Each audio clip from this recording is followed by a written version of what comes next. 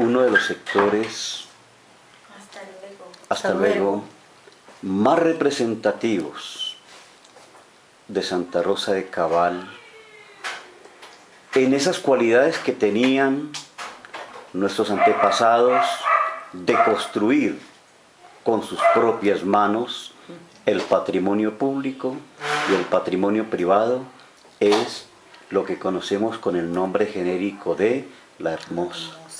Pero La Hermosa es una ciudadela de múltiples etapas. Queremos hablar con Carmen Lucía López Vargas, quien con su progenitora y otro grupo también de cívicos ciudadanos iniciaron este proceso que hoy presenta un rostro que hace sentir orgullosos a los habitantes de esta región de Santa Rosa y que marca algo que es sagrado, la solidaridad. Carmen Lucía López Vargas, cuéntenos ese papel de doña Dioselina, tu madre, y otros líderes que tuvieron esa brillante idea de iniciar un plan de vivienda en una región que ustedes creían que era una finca, que estaba retirada de Santa Rosa, que era una aventura, que eran otros colonizadores que habían salido de misma Santa Rosa. ¿Y por qué no nos cuenta entonces esa historia de esa primera etapa que se conoció con el nombre de Asociación de Vivienda Popular Villahermosa? A ver, Carmenza, cuéntenos esto, háganos emocionar con esa gesta popular.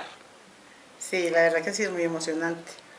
Pues primero que todo yo recuerdo, estando todavía muy niña, cuando empezaron esas personas a reunirse en los bomberos, como en los bajos, eso era como los bajos de los bomberos. No tenían nada, no tenían simplemente nada. En la mente de tener su querencia, que era lo que más que deseaba. La casita. Sí. Y entonces se reunían los domingos como a las 7 de la noche. Yo recuerdo eso. Se reunían a las 7 de la noche. Después de misa. Sí, después de misa hablaban sobre pues, el proyecto tan grande, las ganas tan grandes que tenían de hacerse sus propias viviendas, sus propias casas. Y empezaron a formar una directiva. Esa mesa directiva, pues lógicamente estaba también doña Dioselina, tu madre, ¿cierto? Como secretaria. Y un personaje que queremos mucho y que yo no sé por qué necesitamos recordar su nombre, que es don Hernán Mesa. Un patriarca, un líder, un maestro en la coordinación de comunidades, que conocía todos esos secretos de las técnicas de construcción. Él estaba también presente dinamizando ese proceso, y también pertenecían a la Junta don Alberto Restrepo. Alberto Restrepo, quien falleció lamentablemente hace poco, yo creo que como 1 año, 2 años. Bueno, lo estamos recordando algún día, ojalá tendremos vida para escribir esta historia. Ernei Londoño, y un profesor, ¿no? Sí, era un profesor. Y nuestro amigo Eliezer Cardona. Estoy seguro que hubo muchas personas más, pero ustedes... El señor Julio Cortés. Lo que pasa es que yo no recuerdo ya. Sí, no, Carmenza, ellos sabrán, y esto es para una historia más precisa, pero a todos ellos los llevamos en el corazón. Y comienzan esas reuniones, Carmenza, y comienza a tomar forma, y ustedes se requería que fuera una entidad, una asociación con personería jurídica, pero la cosa de la personería jurídica requería mucha vuelta, mucha trámite, e hicieron un acto muy simple, pero muy práctico, donde después de tasar el valor del terreno que iban a comprar en esa finca retirada de Santa Rosa llamada La Hermosa, dijeron, ¿por qué no hacemos algo mejor, hombre? Esto a cada uno nos toca ya 3.000 pesos, ¿no? Eran 100 socios. 100 socios, el lote valía 300.000 pesos.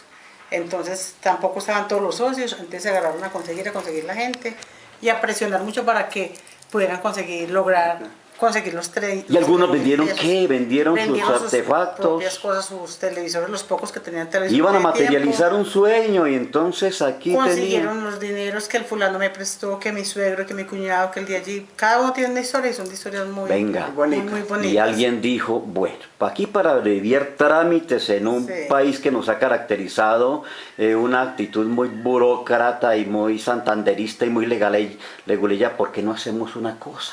Le entregamos ¿cuánto a doña Dioselina Vargas? En ese tiempo, pues 300.000 pesos, entonces quedó el lote. El valor de que... A nombre de ella, entonces ella, prácticamente ella a cada uno le vendió. Entonces ella compró el lote.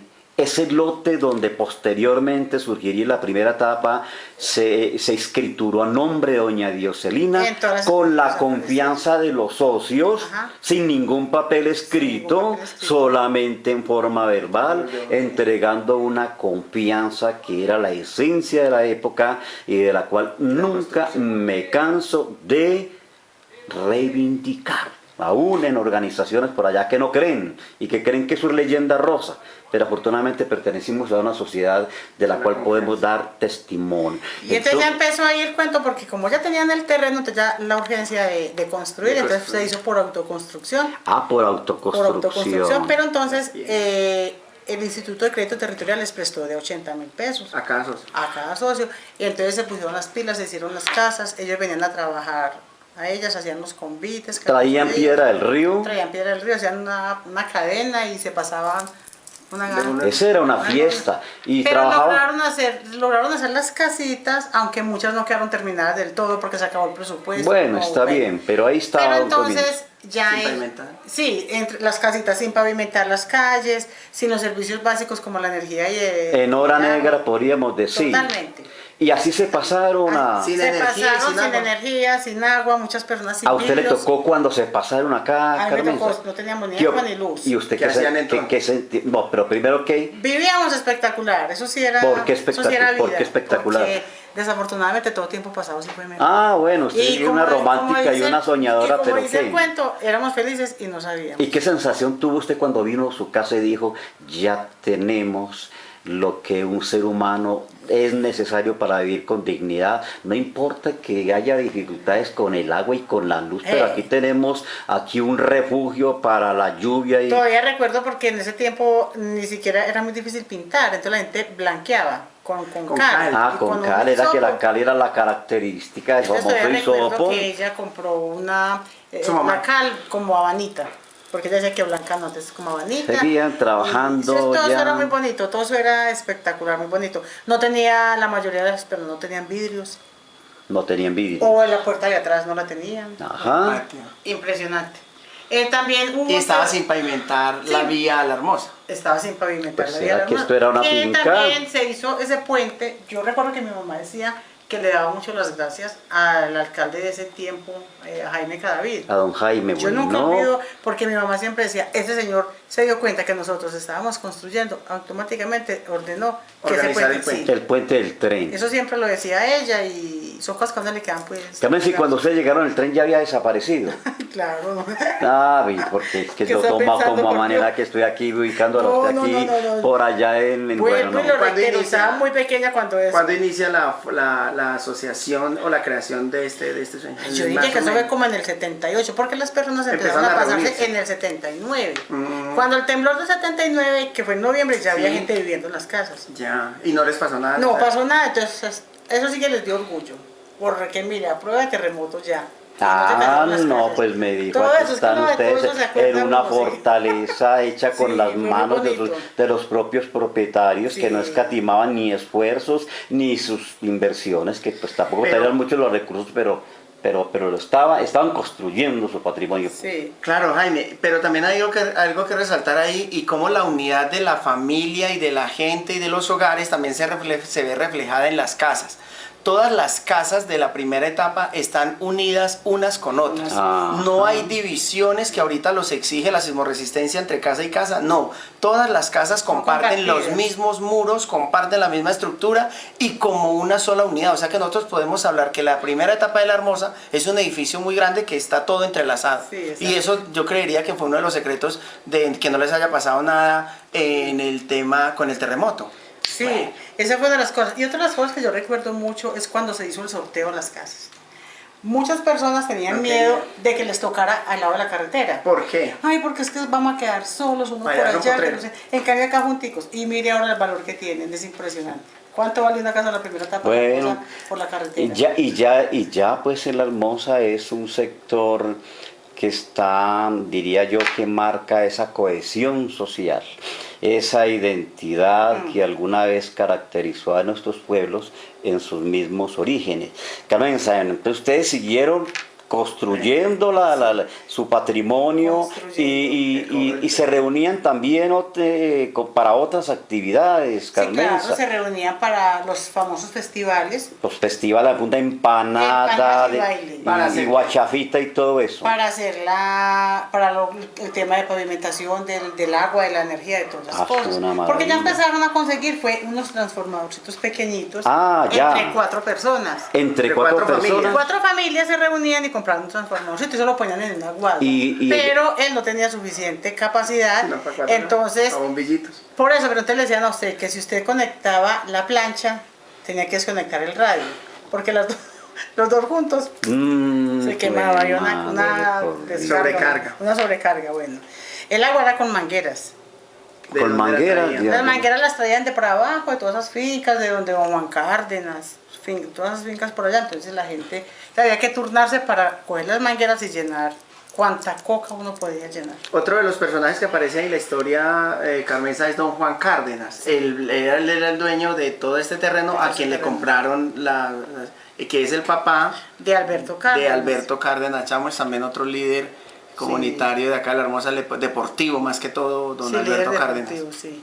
Bueno, a él le compraron el terreno y me parece, pues, hasta donde yo sé, que fue un señor como muy paciente, aparte de que espero que le pagaran. Espero que le pagaran, porque también lo hizo igual con Villacabal. Él también vendió el sector de Villacabal, todo eso era de él. También fue muy paciente, muy querido con la gente. El papá de Alberto, nuestro amigo Alberto. Bueno, venga, ya ustedes tienen un sueño materializado, no importa en qué condiciones. Sí. Luego siempre como los colonizadores pensaban, necesitamos una escuela. Esa escuela vino posteriormente. No, la escuela ya estaba. La escuela ya estaba. Era una escuela rural. La escuela rural. Entre comillas, pues. Claro, y estaba la escuela y estaba la casita prefabricada. Una casita Una casita que tiene una historia que yo no la he podido constatar. Alguien me ha dicho, y la dejo entre comillas para que me ayuden con eso, que había un programa de torear en el campo a la madrugada. Yo siempre, desafortunadamente, fui un noctámbulo y no tuve la suerte de poder dormir con tranquilidad. Y yo escuchaba a la madrugada ese programa y ellos rifaban una casa y alguien me contó que eso fue a nivel nacional y que se la ganó una persona de Santa Rosa, pero que la casa era para construirla en una vereda, en el Chuzo.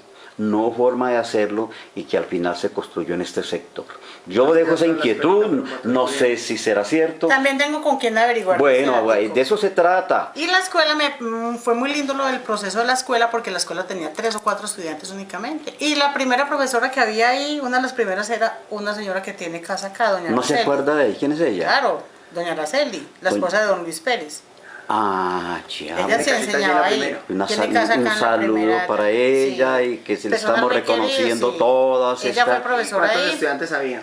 Había 3 o 4 estudiantes, eran muy poquitos los que había. Y entonces mi mamá decía a toda la gente, hay que entrar los niños allí para poder que la escuela tenga más... Seguían dinamizando el proceso educativo. Y así se hizo, empezó a llenarse ya de más niños, ya luego se formaron las otras etapas, entonces ya... Y hoy por hoy, miren Miren esa... tener que decir que no Por favor, no insistan, no hay cupos porque Era que una de las imágenes que uno tenía de Santa Rosa de niño los domingos era por los 4 puntos cardinales a las 4 y 5 de la tarde. Eran las familias con el asadón, con el recatón, con el machete al hombro, que regresaban a sus domicilios de trabajar en esas, y no solamente en La Hermosa, en el barrio que era Colombia Caldas, que me tocó en Osanán y Bolívar.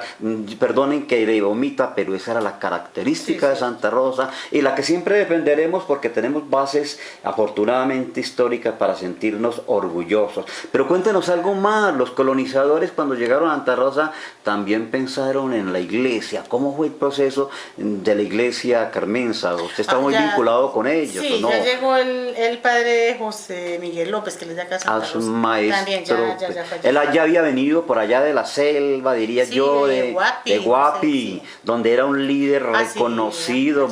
Ahí lo tenemos en la foto. En la inauguración en la inauguración de la gruta. Y entonces ya el sacerdote vino, se vinculó con la comunidad y empezó el proceso de la... Empezó el proceso. Entonces, pero como ya cuando él vino ya había otros barriecitos apenas también empezando.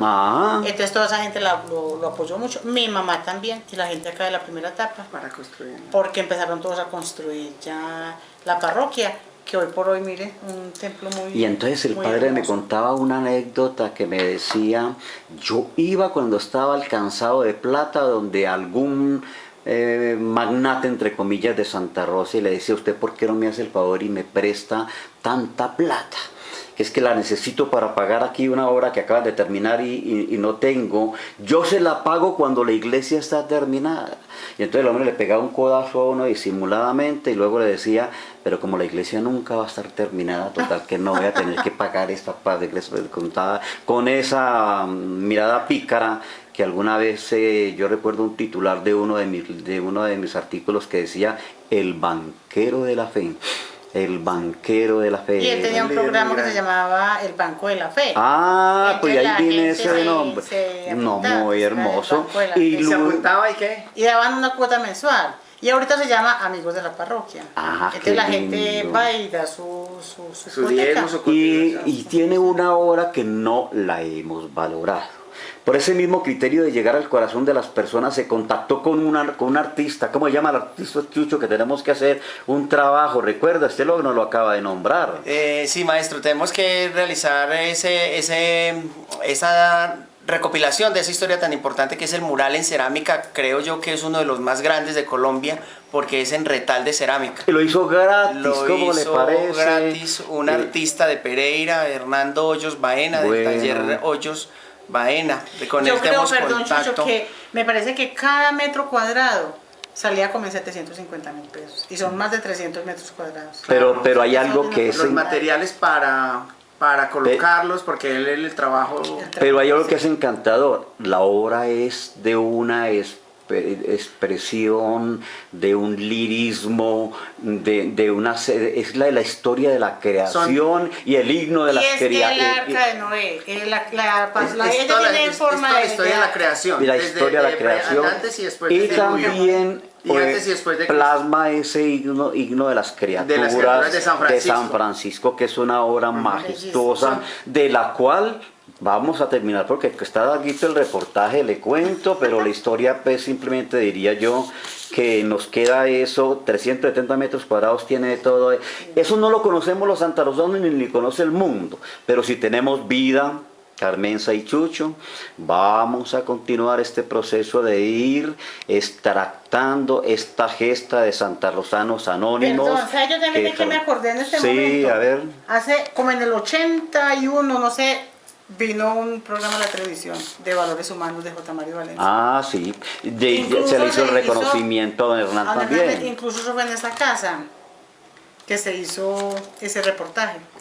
Bueno, J. Mario lo hizo. J. Mario se fue, nos dejó esa idea y aquí estamos nosotros con Carmenza, con Chucho, recordando a medias. Yo quiero hacer énfasis porque este es un trabajo donde hay cientos de artífices que trabajando desinteresadamente con el corazón y con esa fe que tuvieron siempre nuestros colonizadores, dejaron la semilla para que hoy lo que es La Hermosa es uno de los sectores más emblemáticos de Santa Rosa de Cabal. Carmenza, gracias y la felicito mucho. Recordamos a tu madre, a tu familia, a todas estas personas que no hemos podido nombrar y esperemos, Chucho, que... Los que se nos escaparon, qué pena. No, ojalá tengamos vida y vamos a tratar de continuar, porque no sacamos una horita que nos permita hacer justicia a todas esas personas que tenían un símbolo, Dios y patria.